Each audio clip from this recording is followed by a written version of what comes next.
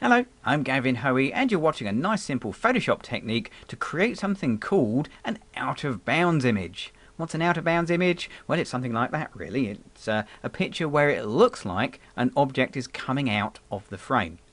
Now it looks quite complicated and it can be, but I'm going to show you a very simple, straightforward technique if you stick to the same formula. So let's get cracking.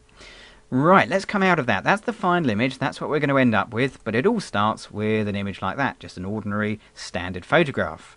And what I want to do is to start by making a background, something that we're going to sit the picture on.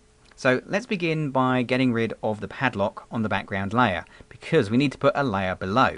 So I'm going to get the padlock, click on it, drag it, and drop it in the bin. Now I can click on the new layer icon right next to the bin, make a new layer, and put it below. Turn the car off and I'm ended up worse off than when I started. I've got no picture on screen whatsoever. It gets better, stick with it. So let's change the background. Let's go for a nice graduated background, corner to corner. Click on the colour. What colour shall I go for? I don't know. I think actually I'm going to go for blue. I think blue will go quite nicely against the yellow car. So let's have a dark blue for the foreground and we'll graduate that up to a lighter blue for the other end of the background. Get the graduated filter tool, put that across there, and there we go. Okay, so simple background, done, tick. Bring the car back. Now, the next thing to do is to cut the car out and make it look like it's floating on a piece of paper. Now, that's a two-step process. Step 1, make a piece of paper. Step 2, cut out the car. Now, the first bit's easier, so let's do that. Let's do the piece of paper. So first thing to do is to make a selection, and we'll use the rectangular marquee just to make a rough and ready rectangle over the image like that. Now I don't want a rectangular piece of paper, I want mine to look three-dimensional. I want it to look like it's bent in at the edges, give it some perspective. And for that I'm going to transform the selection. Yep, just the marching ants. So it's select and transform selection. Then right click inside the selection and a little secret list pops up and you have a list of things you can do to the selection, and one of them is perspective. Click on that and then drag a corner handle in and magically the other side follows suit, and we can do the same with the bottom like that. So we get this much more three-dimensional look, but only to the selection. Okay, click the tick when you're done and that makes your selection stick.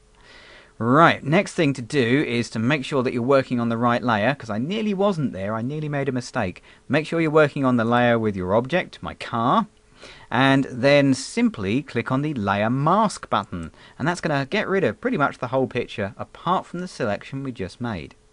So that's the base of the image made, the piece of paper. The next bit's a bit more tricky. We're going to make the top bit, and that needs a more accurate selection. Right, it also needs another layer, oddly enough, as well. So let's just duplicate that layer up however you wish. Command or Control J will work.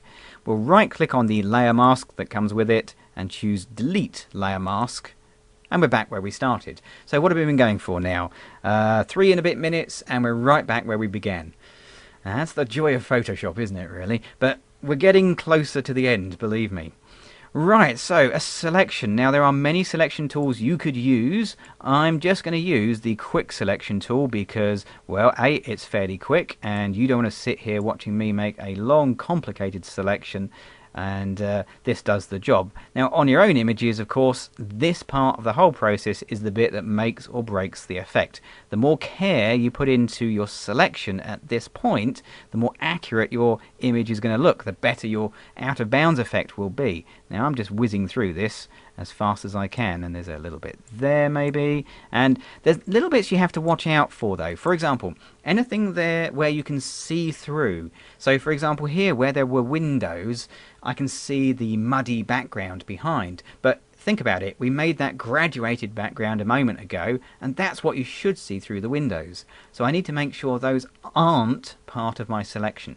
So with the quick selection tool I just hold the Alt key and I can remove those areas from the selection like that, and there's a little bit there. Whoops, a little wrong there. We'll just add that bit back in. There we go.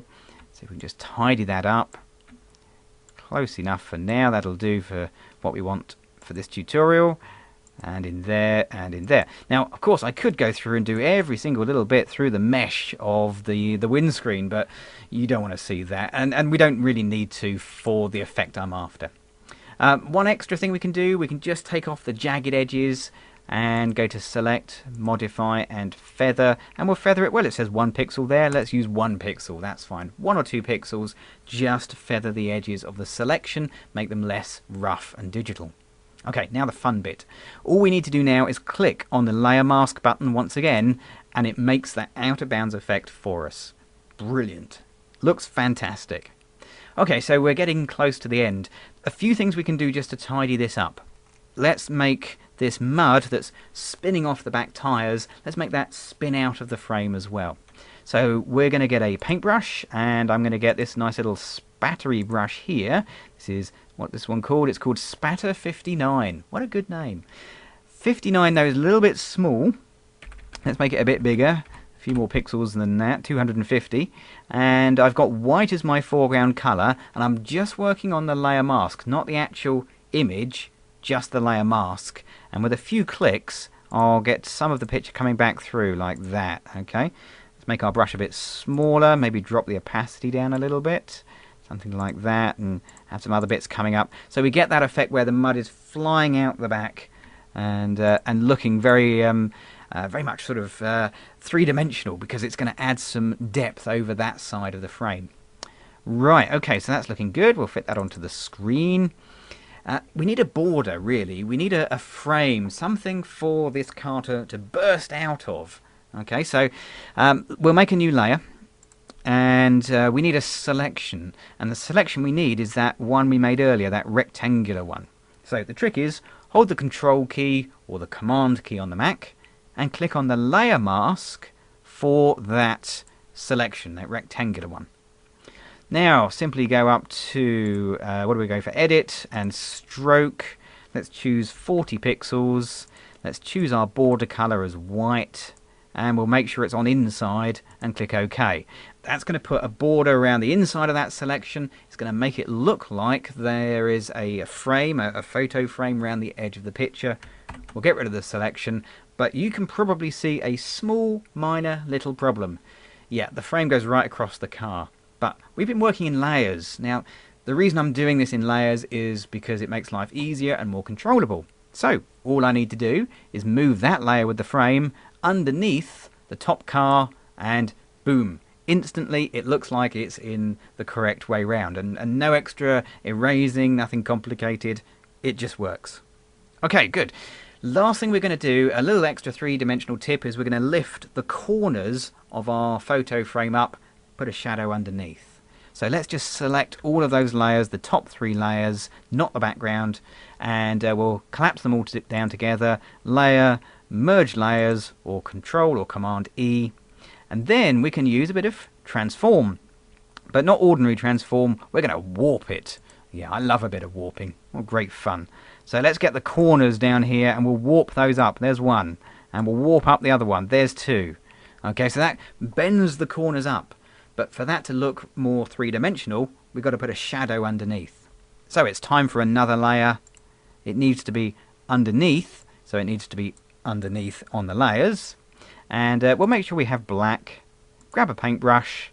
Better not use spatter. I think we better use an ordinary type paintbrush. And we'll just draw a nice straight line underneath there like that. Lovely. So we build that effect up, and it looks like it's floating. It's a bit heavy, so we can drop the opacity of that shadow down. Let's take it down 60-odd%. Something like that. And there you go. That's how you can take a straightforward picture and make it look like it's come out of bounds. Now, I'm Gavin Hoey. You can find out more about me on my website at www.gavtrain.com. Follow me on Twitter, or keep up to date on Facebook. Thanks for watching.